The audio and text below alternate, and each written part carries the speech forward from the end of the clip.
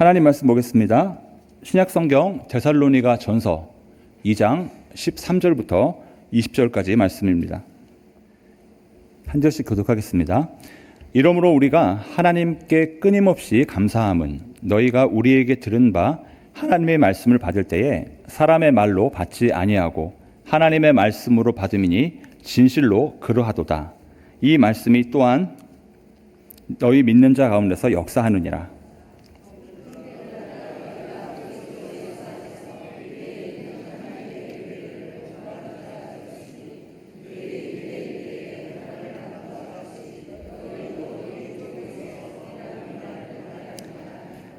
유대인은 주 예수와 선지자들을 죽이고 우리를 쫓아내고 하나님을 기쁘시게 하지 아니하고 모든 사람에게 대적이 되어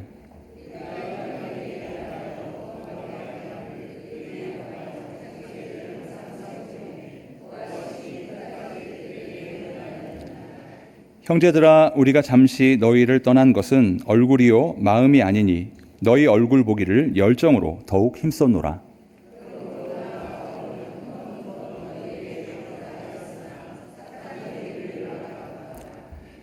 19절 20절을 함께 읽습니다. 우리의 소망이나 기쁨이나 자랑의 면류관이 무엇이냐? 너희는 우리의 영광이요 기쁨이니라. 아멘. 할렐루야. 말씀으로 우리 믿음과 삶의 진정한 가치와 그리고 의미를 깨닫게 하시는 우리 주 하나님을 찬양합니다. 우리 옆분들과 서로 인사하며 말씀 가운데로 나아가면 좋겠는데요. 함께 예배할 수 있어 행복합니다. 또 다른 분에게도 해주세요. 예. 여러분 제가 인사를 시키는 이유가 궁금하시죠? 예, 물 마시기 위해서 그렇습니다. 예, 이렇게 마시고 있으면 제가 볼 때 좀 그래요. 그래서 물 마시는 시간도 벌고 옆분들과 화기애애하게 말씀 듣자는 의미로 이렇게 인사하는 거니까 한 번만 더 했으면 좋겠어요. 물을 너무 빨리 마셔서 다시 한번 인사하겠습니다. 함께 예배할 수 있어 행복합니다. 네, 평소보다 물을 많이 먹는 이유가 오늘 찬양팀 찬양이 너무 좋은데 높았어요. 그거 제가 제 목 상태 감안하지 않고 따라 부르다가 목이 좀 잠겼습니다. 그래가지고 목을 좀 풀어야 되는데 안 풀려서 이렇게 여러분들에게 이렇게 좀 시간을 허비하게 한 거 대단히 죄송하게 생각합니다.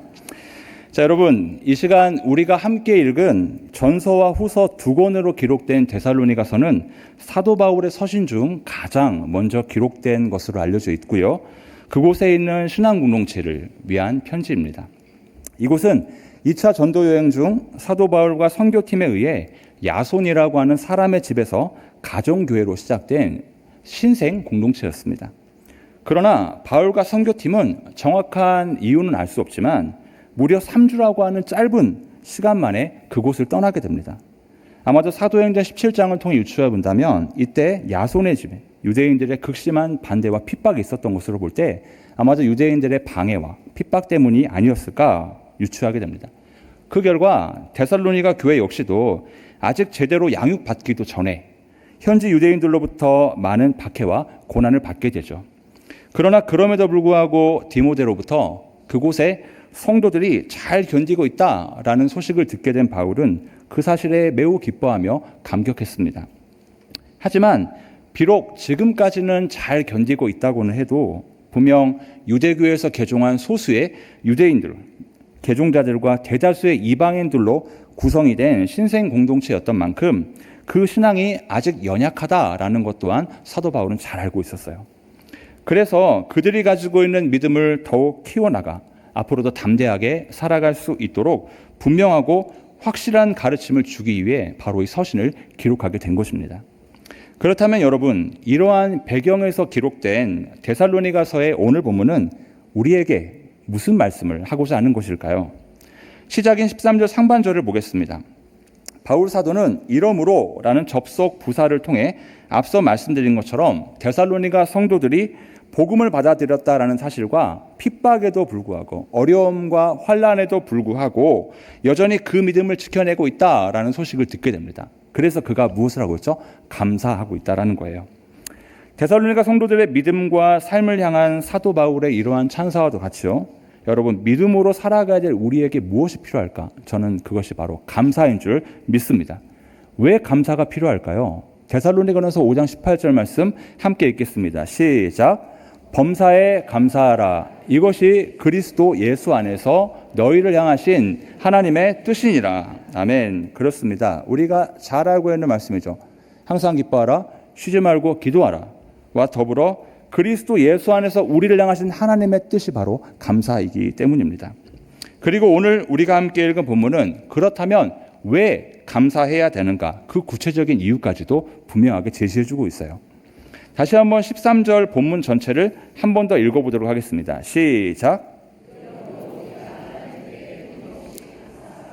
너희가 우리에게 들은 바 하나님의 말씀을 받을 때에 사람의 말로 받지 아니하고 하나님의 말씀으로 받음이니 진실로 그러하도다. 이 말씀이 또한 너희 믿는 자 가운데서 역사하느니라. 아멘. 사도 바울은 데살로니가 교회 성도들이 보여준 믿음과 삶의 모습을 보면서 하나님께 감사했습니다. 그들이 하나님의 말씀에 순종했고 그 결과 말씀이 그들 안에서 역사했기 때문이죠. 앞서 말씀드린 것처럼 데살로니가 성도들은 바울과 선교팀이 비록 3주 만에 그곳을 떠날 수밖에 없었지만 그들을 통해 듣게 된 복음, 바로 말씀, 즉 하나님의 말씀을 붙들고 그것을 신뢰함으로써 그 핍박과 어려움에도 굳건히 그들이 가진 믿음을 지켜낼 수 있었습니다. 그래서 여러분, 우리는 이러한 데살로니가 성도들을 향한 사도 바울의 칭찬으로부터 첫 번째 감사의 이유가 무엇인지를 발견할 수가 있죠. 그것은 바로 하나님께서 말씀을 주셨기 때문이다라는 겁니다. 우리가 너무나도 잘 알고 있는 시편 119편 105절 그리고 이사야서 40장 8절에는 왜 말씀이 감사의 제목이 되는가에 대한 분명한 이유를 우리에게 알려주고 있죠. 하나님의 말씀은 우리 발의 등이고 우리 길의 빛이고 동시에 푸른 마들고 꽃은 시들지만 우리 하나님의 말씀은 영영이 지금까지도 서 있기 때문이다라는 거예요. 그래서 여러분, 저는 하나님의 말씀이야말로 가장 좋은 내비게이션이라고 부르고 싶습니다. 왜요? 왜 좋은 내비게이션이에요? 여러분, 내비게이션의 좋은 내비게이션의 조건이 뭡니까? 첫 번째, 맵, 디자인이 좀 예뻐야 돼요. 아름다운 디자인이 있어야 되고요. 또 하나, 정확한 GPS, 위성으로 수신해서 정확하기를 안내해야 되겠죠. 그렇기 때문에 우리 하나님의 말씀이 최고의 내비게이션이다라고 얘기하는 것은 곧 뭡니까? 하나님의 말씀은 정확합니다. 그리고 하나님의 말씀은 풍부하고 아름답습니다. 더 나아가 또 하나, 왜 절대 대체 불가의 내비게이션이냐면 업데이트가 필요 없기 때문이에요. 여러분, 업데이트가 안 돼 있는 내비게이션 사용해 보셨습니까? 제가 4년 동안 사용했는데요. 그 기간 동안 저는 길이 아닌 바닷가를 간 적이 있고요. 낭떠러지를 간 적이 있습니다. 왜요? 이 GPS가 잘못된 길로 안내하는 거예요. 내비게이션이 업데이트가 안 되니까 엉뚱한 길로 안내하는 겁니다. 세상에 있는 모든 가르침과 그리고 세상에 있는 많은 교훈들이 바로 그런 것과 같아요. 하지만 우리 하나님은 말씀은 최고의 내비게이션, 바로 업데이트조차도 필요하지 않은 그러한 내비게이션이다라는 것이죠. 그렇다면 여러분들은 그리고 여러분의 믿음과 삶의 자리는 이처럼 하나님의 말씀, 최고의 내비게이션이 가장 중요한 가이드가 되고 계십니까? 우리는 분명 많은 시간 말씀을 들어왔고 개인적으로 묵상하기까지 하며 이 말씀을 가까이 하고 있습니다. 하지만 그럼에도 불구하고요, 사실 이 말씀이 절대적인 기준 그리고 목적, 삶의 방향이 되지 못할 때가 참 많죠. 왜 그럴까요? 그것은 바로 말씀에 대한 알미 삶으로까지 이어지지 못하고 있기 때문이다라는 겁니다. 성도님들의 믿음과 삶 속에서 하나님의 말씀이 어떻게 역사하셨는지 아는 것 매우 중요하죠. 우리 믿음과 삶에 하나님의 말씀이 어떻게 역사하고 있는가 아는가 매우 중요합니다. 하지만 아는 것만큼이나 어쩌면 그보다 더 중요한 것이 있으니 바로 그 말씀에 대한 순종과 헌신이기 때문입니다. 왜 그렇습니까? 여러분, 야고보서 2장 14절과 26절 말씀에 보면요, 만일 사람이 믿음이 있노라 하고 행함이 없으면 무슨 유익이 있으리요? 그 믿음이 능히 자기를 구원하겠느냐? 영혼 없는 몸이 죽은 것 같이 행함이 없는 믿음은 죽은 것이다 라고 말하고 있어요. 다시 말하면 아는 만큼, 하나님의 말씀을 깨달은 만큼 살아내지 못하는 그 믿음이 과연 살아있는 믿음이라 할 수 있느냐라고 반문하고 있는 것이죠. 여러분, 그래서요, 저는 믿음이란 이렇게 정의합니다. 하나님의 말씀을 아는 것과 사는 것의 콜라보레이션이다라는 거예요. 여러분, 콜라보레이션이 뭐예요? 공동 작업이다라는 것. 그러니까 어느 하나라도 빠지면 콜라보레이션이 성립되지 않겠죠. 따라서 믿음은 하나님의 말씀을 아는 것 플러스 사는 것, 이것이 밸런스 있게 균형 있게 이루어져야 된다는 겁니다.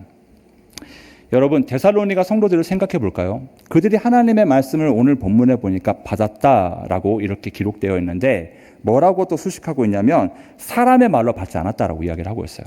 사람의 말로 받지 않고 하나님의 말씀으로 받았다라는 겁니다. 그리고 그런 그들은 신생 공동체였어요. 그렇다면 여러분, 이게 우리에게 무엇을 말합니까? 신앙생활의 기간 혹은 말씀을 기계적으로 많이 대하고 그리고 알고 있는 것이 전부가 아니다라는 것을 분명하게 보여주고 있다는 거죠. 그들은 복음을 아는 것에 그치지 않았고요. 살아냈기 때문에 견고한 믿음으로 버텨낼 수 있었다라는 것을 우리는 잊지 않아야 될 줄 믿습니다. 만약 말씀을 알고만 있었다면 그들에게 찾아온 환난과 핍박과 어려움은 그들의 신앙을 포기하게 만들었을 것입니다. 시작한 지 얼마 되지도 않았는데 그런 어려움 겪었다고 생각해 보십시오. 하지만 그들은 버텨냈습니다. 왜요? 그것이 생명이다라는 것을 알고 있었기 때문이죠. 이번 주 금요일 여러분 김중래 목사님이 금요기도회 때 설교했던 설교 제목 알고 계십니까? 어제 먹은 반찬도 기억이 안 나는데 어떻게 기억하겠어요? 그죠? 명쾌한 말씀이었어요. 명쾌한 말씀. 명쾌한 말씀이었고 본문은 요한복음 14장 1절부터 11절까지였습니다. 핵심은 뭐였냐? 여러분 교회에 많이 나오셔서 말씀 듣고 아시는데 신앙생활에 궁금점이 없으셨습니까? 안 비슷한가 봐요. 예, 김준영 목사님 따라한 건데 이렇게 물어봤잖아요. 많이 보고 있습니다. 오늘도 말씀 들으러 나왔습니다. 근데 정말 그 말씀이 여러분에게 있어 그 길, 그 진리, 그 생명이 되고 있습니까? 라고 되물었죠. 저는 저에게 주신 말씀이라 생각했어요. 하나님의 말씀은 정관사 덕가 붙잖아요. 그 길, 그 진리, 그 생명인데 정작 왜 우리는 그 말씀이신 예수 그리스도를 믿고 그분을 사랑한다라고 얘기하면서도 흔들리고 또 불안하고 또 의심이 될까? 그러면서 두 가지를 얘기했어요. 첫 번째는 말씀을 진부하게 받아들이기 때문이다라는 겁니다. 사실 여러분 이 본문 다 알고 계시잖아요. 뻔한 얘기할 거 아시잖아요. 이렇게 진부하게 여긴다라는 거예요. 또 하나의 문제점은 뭐냐면 말씀 말고 다른 것을 의지하기 때문이다라고 얘기를 했어요. 말씀이 전부다가 아닌 거지. 말씀이 전부인데 거기에 플러스 또 뭐 또 붙어야 돼라고 얘기를 하는 겁니다. 그러니 어때요? 당연히 아는 것이 삶으로 이어질 턱이 있나요? 오히려 우리 믿음이 순수하고 단편적이었을 때, 다시 말해 1차원적이었을 때, 주는 말씀 그대로 아멘 아멘 했을 때가 우리 믿음이 더 견고했는지도 모릅니다. 하지만 너무 많이 아는 것이, 너무 많이 듣고 있는 것이 독이 될 때가 있다는 거예요. 왜요? 하나님의 말씀은 늘 1.1획도 변함이 없고 우리의 심령과 골수를 찔러 쪼개기까지 하는데 나는 그 말씀을 듣는 귀가 어두워져 있고 진부하게 여기고 말씀이 아닌 다른 것들을 의지하고 있기 때문이다라는 겁니다. 여러분, 말씀은 언제나 경쾌합니다. 그리고 그 경쾌하고도 그리고 명쾌한 그 말씀이 저와 여러분을 구원으로 인도한 줄 믿습니다. 그렇다면 이제 말씀을 대하는 우리의 삶이 바뀌어야 될 줄 믿습니다. 그래서 저는 제시합니다. 여러분, 말씀에 대한 암만큼이나 이제는 삶에 관심을 가지시기를. 그 삶으로 녹여냄을 통해 진정한 말씀의 깊이와 의미와 가치를 발견해내는 저와 여러분의 삶이 되기를 주님의 이름으로 권면합니다. 그래서 말씀에 대한 암 이후에는 여러분 반드시 이게 필요하죠. 순종과 헌신이다라는 거예요. 그 순종과 헌신이 이제 말씀이 되어 우리가 빛이 그리고 우리의 길이 될 줄 믿습니다. 자, 이어지는 본문 14절부터 16절까지 말씀은 제가 읽겠습니다. 형제들아, 너희가 그리스도 예수 안에서 유대에 있는 하나님의 교회들을 본받은 자 되었으니 그들이 유대인들에게 고난을 받음과 같이 너희도 너희 동족에게서 동일한 고난을 받았느니라. 유대인은 주 예수와 선지자들을 죽이고 우리를 쫓아내고 하나님을 기쁘시게 하지 아니하고 모든 사람에게 대적이 되어 우리가 이방인에게 말하여 구원받게 함을 그들이 금하여 자기 죄를 항상 채우매 노하심이 끝까지 그들에게 임하였느니라. 자, 바울 사도는 이 구절을 통해 데살로니가 성도들이 보여줬던 또 다른 삶의 자세로 인해 하나님께 감사했습니다. 그것은 바로 그들 역시도 고난을 마땅히 감수했기 때문이다라는 거예요. 앞서 말씀드린 것처럼 데살로니가 교회는 유대교에서 개종한 소수의 유대인들과 대다수의 이방인으로 구성되어 있었기 때문에 그 모체 자체가 연약했습니다. 그런데 유대교의 성도들처럼 예수님 안에 있다는 이유로 괴롭힘과 핍박을 당하기까지 해야 했죠. 15절에는 4개의 분사가 나타납니다. 죽였다, 쫓아냈다, 하지 않았다, 되었다. 즉 이 표현들이 말하는 게 뭐겠어요?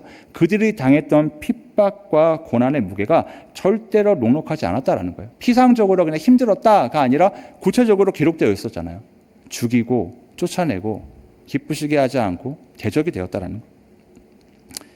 하지만 그럼에도 불구하고 데살로니가, 즉 신생 공동체이며 아직은 그 규모도 작은 이방인의 성도들이 그 믿음을 지켜내고 있었으니, 그리스도인들을 본받아 그 믿음을 지켜내고 있었으니 사도 바울은 기뻐하지 않을 수 없었던 것이죠. 여러분, 그래서 우리는 이와 같은 데살로니가 성도들의 모습으로부터 또 다른 감사의 이유를 발견해야 될 줄 믿습니다. 그것은 말씀을 주셨기 때문임과 더불어 바로 고난을 허락하셨기 때문이다라는 거예요. 자, 여러분, 고난이라는 단어가 주는 의미 어떻습니까? 힘들고 괴롭고 어려운 거잖아요. 근데 이 고난을 주신 것이 왜 감사의 이유가 되는 걸까? 왜 그럴까요, 여러분? 우리는 그 답 또한 잘 알고 있어요. 시편 119편 71편 말씀 함께 읽겠습니다. 시작. 고난당한 것이 내게 유익이라. 이로 말미암아 내가 주의 율례들을 배우게 되었나이다. 아멘. 그렇습니다. 믿음의 사람, 곧 성도의 삶이란 역설적으로 우리를 어렵고 힘들게 만드는 이 고난을 통해 하나님의 뜻과 그리고 그분의 선하심을 깨닫고 누리며 성장, 성숙하기 때문이죠. 다윗은 하나님께로부터 왕으로 부름받았습니다. 하지만 그에게 찾아오던 현실은 어땠습니까? 사울로부터 죽임을 당하게 되는 무수히 많은 위기에 노출되었습니다. 하지만 그는 끝까지 사울을 죽이지 않았죠. 대신 하나님께 신원했습니다. 하나님, 제가 이렇게 불의함을 겪고 있는데 저를 지켜주십시오. 그리고 뭐라고 얘기하냐면 항상 하나님을 신뢰합니다라고 고백했습니다. 욥은 또 어떻습니까? 욥은 의로운 사람이었습니다. 까닭없는 고난을 당하면서도 그는 끝까지 하나님을 저버리지 않았습니다. 그리고 마지막에 비로소 하나님께서 창조의 여러 섭리들을 통해 너가 나를 알고 있다고 하지만 그 이상의 것으로 나는 너의 삶을 이끌어가고 있단다라는 것을 말씀하실 때 그가 남긴 고백이 무엇이었습니까? 42편 5절에 그동안은 내가 귀로 듣기만 했지만 이제는 눈으로 하나님을 보게 되었습니다라고 얘기합니다. 즉 고난이라고 하는 그런 장치들이 없었다면 그는 그렇게 믿음이 좋다라고 인정받는 사람이었음에도 불구하고 여전히 하나님을 귀로만 듣는 1차원적 신앙에 머물렀다라는 거예요.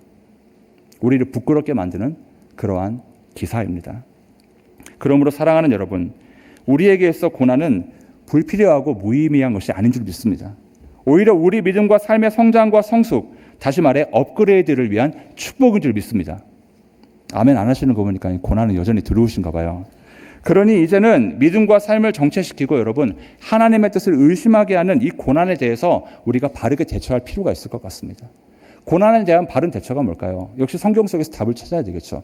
야고보서 1장 2절과 4절은 우리에게 이렇게 이야기하고 있습니다. 만약 여러 가지 시험을 당하거든 어떻게? 온전히 기쁘게 여기라라는 거예요. 이는 너희 믿음의 시련이 인내를 만들어내는 줄을 알미라. 인내를 온전히 이루라. 이는 너희로 온전하고 구비하여 조금도 무엇이 부족함이 없게 하려 함이다 라는 거예요. 고난 당했을 때 어떻게 하라? 어려움을 당했을 때 어떻게 하라? 온전히 기쁘게 여기라. 온전히 기쁘게 여기기 힘드시면 인내하시라는 겁니다. 내 입으로 내 생각으로 쏟아놓지 말라는 거예요. 왜 나에게 이런 불행한 일이 생겼어? 왜 하나님 저를 버리셨어요? 왜 하나님 저에게만 이렇게 힘들게 하십니까? 라는 생각 대신 침묵하시라는 겁니다. 그리고 하나님의 뜻을 기쁘게 여기시라는 거예요. 우리는 이미 공식처럼 알고 있습니다. 하지만 중요한 건 역시 해법, 그죠?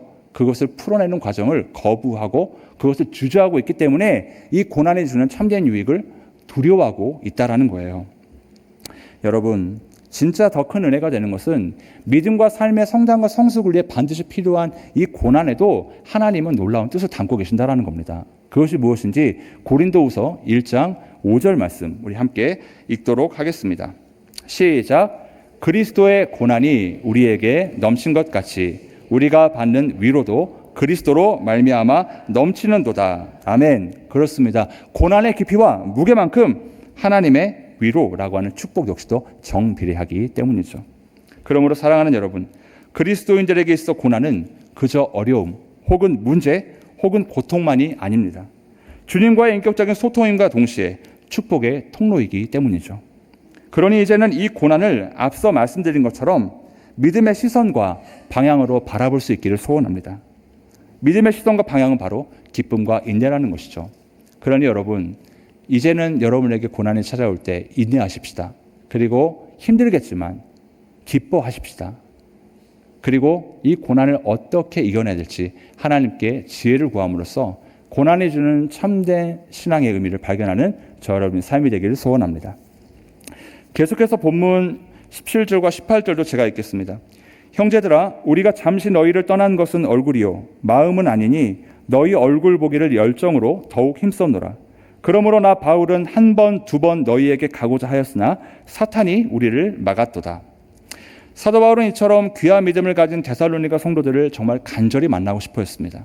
그래서 두 번에 걸쳐 그곳에 가려는 계획을 세웠어요.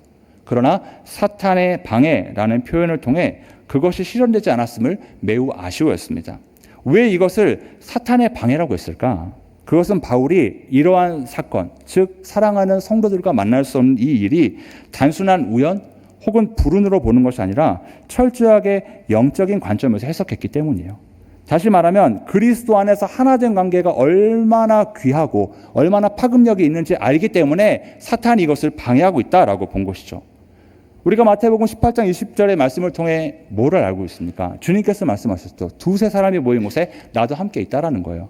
즉 공동체의 하나됨을 사탄은 굉장히 두려워합니다. 사도 바울은 그걸 알고 있었어요.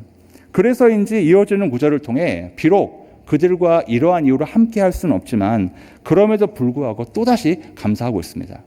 그것이 바로 오늘 본문이 말하는 세 번째 감사의 이유인데요. 19절과 20절 말씀 이번에는 함께 읽겠습니다. 시작.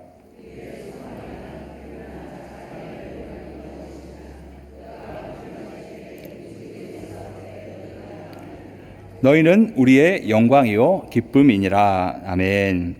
자, 그가 강림하실 때 우리 주 예수 앞에 너희라는 표현을 통해 알 수 있듯 사도 바울과 데살로니가 성도들은 공유하는 것이 있었습니다. 바로 주님의 재림이라고 하는 영원한 하늘 소망이죠. 여러분, 우리가 감사해야 되는 세 번째 이유가 바로 여기 있는 겁니다. 그것은 바로 저와 여러분이 영원한 하늘 소망을 공유하고 있는 공동체이기 때문이다라는 겁니다. 이 소망으로 인해 데살로니가 성도들은 고난과 역경에도 믿음으로 견뎌낼 수 있었던 것이죠. 이처럼 영원한 소망을 함께 나누는 관계였던 만큼 사도 바울에게는 그런 그들과 떨어지는 것이 단순한 분리가 아니라 마치 내 신체의 한 부분이 떨어지는 것과도 같은 큰 고통이었을 겁니다. 여러분, 그렇다면 여러분들은 이러한 사도의 마음과도 같이 우리 온누리 교회를 바라보고 있고 지체들과 사랑으로 동역하고 있습니까? 그렇다면 왜 우리가 사랑으로 서로 돌보며 동역해야 되는 것일까요? 히브리서 10장 24절과 25절 말씀 함께 읽겠습니다. 시작. 서로 돌아보아 사랑과 선행을 격려하며 모이기를 패하는 어떤 사람들의 습관과 같이 하지 말고 오직 권하여 그날이 가까울수록 더욱 그리하자. 아멘. 그렇습니다. 이 말씀처럼 교회의 본질이 무엇입니까? 서로 사랑으로 돌보고 선행으로 격려하는 공동체, 그것이 바로 교회의 본질입니다. 그러니 그날이 가까움을 볼수록 더욱 그리하자라는 말이 뭐겠어요? 주님의 재림이라고 하는 하늘 소망이 바로 이 교회의 본질을 더 견고하게 한다라는 거예요. 여러분, 지금이 마지막 때입니까? 태평의 때입니까? 우리 입으로 얘기하죠. 마지막 때입니다. 근데 교회가 더 연합하지 못하고 더 사랑하지 못하고 성도가 성도를 불신하고 반목하고 미워한다면 과연 그것이 올바로 된 교회의 본질일까요? 오히려 우리만큼이라도 더 사랑과 선행으로 서로 돌보며 격려해야 되는 것 아닐까요? 그런데 왜 이 시대의 교회는 갈수록 더 개인주의화돼 가고 갈수록 더 세속화되는 것일까요? 그것은 내가 더 중요하기 때문이다라는 겁니다. 내가 더 은혜 받고 내가 더 행복하고 내가 더 화평해야 공동체도 있는 거예요. 하지만 데살로니가 성도들, 이제 막 말씀을 받기 시작한 그들은 그러지 않았어요. 오히려 더 견고하게 서로를 돌아보았고요. 서로에게 힘이 되었고요. 그 힘을 바탕으로 든든히 공동체를 세워나갔습니다. 여러분, 고립은요 사탄의 전략입니다. 하지만 하나님의 방법은 저는 연합인 줄 믿습니다. 그러므로 우리에게서 어떠한 상황과 환경에도 변하지 않아야 될 삶의 목적이 있다면 그것은 바로 영원한 하늘 소망, 즉 그 본향을 향한 길이죠. 그러니 지금은 비록 땅을 디디며 살고 있다고 하더라도 우리의 영혼만큼은 계속해서 저 하늘에 우선순위를 두어야 되는 것입니다. 그 하늘에 우선순위를 두기 위해 우리는 하나님의 말씀을 따르는 것이고 그분의 말씀에 순종하는 것이죠. 하지만 그 여정은 쉽지 않아요. 그런데 하나님께서 그럴 줄 알고 우리에게 붙여주신 것이 바로 공동체입니다. 우리에게 붙여주신 것이 바로 성도입니다. 성도의 연합, 그 에클레시아가 바로 교회인 것입니다. 그러니 믿음의 여정은요, 나 혼자 걸어가는 외로운 길이 아니죠. 바로 함께 더불어 걸어가는 즐겁고 행복한 길이 되어야 될 줄 믿습니다. 여러분, 우리가 잘 알고 있는 창세기 2장 18절 말씀 아시죠? 둘이 연합하여 한 몸이 될 것이다. 그러면서 돕는 배필. 우리가 이거 보통 결혼 때 이야기를 많이 하지만 사실은 그렇게 단순하게만 보아서는 안 될 문제입니다. 왜냐하면 최초의 인류는 아담이었고 하나님께서 아담 이후에 하와를 만들어 주시면서 이 말씀을 주셨기 때문이죠. 따라서 이 말씀을 주신 것은 결국 남자와 여자는 결혼해야 된다라는 이런 1차원적인 목적이 있다기보다는 하나님의 형상을 따라 지음받은 우리 모두는 관계적 존재다라는 거예요. 나 혼자서만 행복하고 나 혼자서만 잘나서는 아무 의미 없다라는 겁니다. 그렇기 때문에 공동체로 함께 모인다라는 것은 단순한 종교적인 의무가 아니죠. 하나님께서 우리에게 주신 가장 큰 선물 가운데 하나인 영원한 가족을 미리 맛보는 특권과도 같습니다. 지금 우리 함께 예배하는 우리는 가족이 아니지만 천국에서 우리는 가족이에요. 그렇기 때문에 그 가족을 미리 맛보는 특권과도 같아요. 그러니 여러분, 공동체는 우리에게 주신, 우리 각자에게 주신 하늘 소망을 향한 여정에 저는 피로회복제라고 생각합니다. 옆분들에게 인사합시다. 당신은 나의 바카스십니다. 그러니 교회에 왔는데 누구 때문에 힘들고 누구 때문에 어렵다라고 얘기하면 어떻게 되겠습니까? 그것은 내 신앙에 문제가 있다라고 봐야 되는 거죠. 그러니 그렇게 힘들고 어려울수록 바카스 하나 더 들으시면서 성도님 때문에 제가 힘이 납니다. 성도님 혹시 기도 제목 없으신가요? 그렇게 서로를 챙기고 돌아볼 수 있을 때 우리는, 그리고 우리 온누리는 끊임없는 감사의 제목이 넘쳐나게 될 줄 믿습니다. 그러니 이제는 여러분, 이러한 하늘 소망을 허락하신 하나님께 언제나 감사드리면서 이 소망을 공동체에 있는 모든 구성원이 함께 공유할 수 있도록 서로 사랑하고 섬기는 거룩한 노력과 수고를 아끼지 않는 우리 모두가 되기를 소원합니다. 사랑하는 여러분, 우리는 오늘 본문 속 사도 바울의 데살로니가 성도들이 보여준 믿음과 삶에 대한 벅찬 감격과 감동의 내용을 기록하고 있는 서신에 통해 크리스천이 왜 이 땅 가운데서 감사하며 살아가야 되는지에 대한 궁극적인 세 가지 이유를 생각해 보았습니다. 첫 번째는 언제나 변함없이 탁월하고 위대한 가이드인 말씀을 주셨기 때문인 줄 믿습니다. 두 번째는 고난이라고 하는 역설을 통해 완전하고 성숙한 믿음과 삶으로 인도하고 계시기 때문인 줄 믿습니다. 마지막으로 영원한 하늘 소망을 공유하며 함께 동역하는 공동체가 있기 때문인 줄 믿습니다. 여러분, 그렇지만 우리는 이 사실을 기억해야 돼요. 그것은 앞서 이야기했던 말씀, 고난, 이 하늘 소망이 따로따로 존재하는 것이 아니다라는 거예요. 왜요? 말씀대로 살고자 애쓰면 애쓸수록 여러분들에게 찾아오는 것이 기쁨이고 감사던가요? 아니요. 고난이 찾아옵니다. 그런데 그 고난에 넘어질 필요가 없는 게 나만 그 고난을 당해 넘어지는 것이 아니라 내 옆에 있는 친구도 똑같이 그렇게 믿음의 여정 속에서 힘들고 어려운 순간들을 버텨내고 있는 거예요. 그러면서 함께 가는 이 길 속에서 비로소 하나님의 나라가 어떤 곳인지, 그 나라가 얼마나 소중하고 그 나라에게 가기까지 우리가 어떠한 노력을 해야 되는지를 깨닫게 되는 거예요. 그래서 교회는 선한 곳입니다. 그래서 교회는 그 목적과 그 방향을 잃지 않아야 된다는 거예요.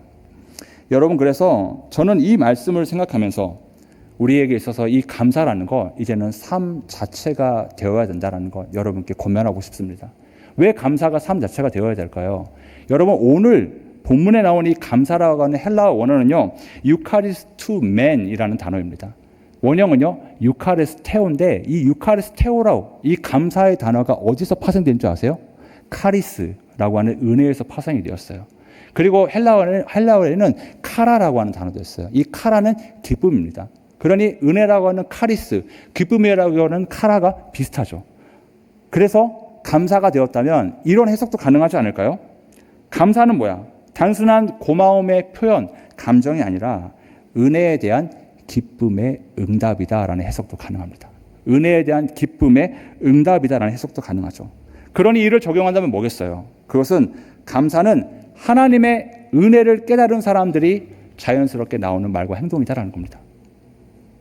어려운가요? 다시 한번 말씀드릴게요. 감사는 하나님의 은혜를 깨달았을 때 자연스럽게 터져 나오는 말과 행동이다라는 것. 그래서 저는 이 감사가 삶이 되어야 된다라고 확신합니다. 그리고 감사를 잊은 믿음과 삶은 힘이 없다라고 또한 단언합니다. 그러므로 사랑하는 여러분, 이제 우리가 이 말씀을 생각하면서 좀 의지를 다졌으면 좋겠어요. 옆 분들에게 이렇게 인사합시다. 감사할 이유 충분하지 못해 넘쳐납니다.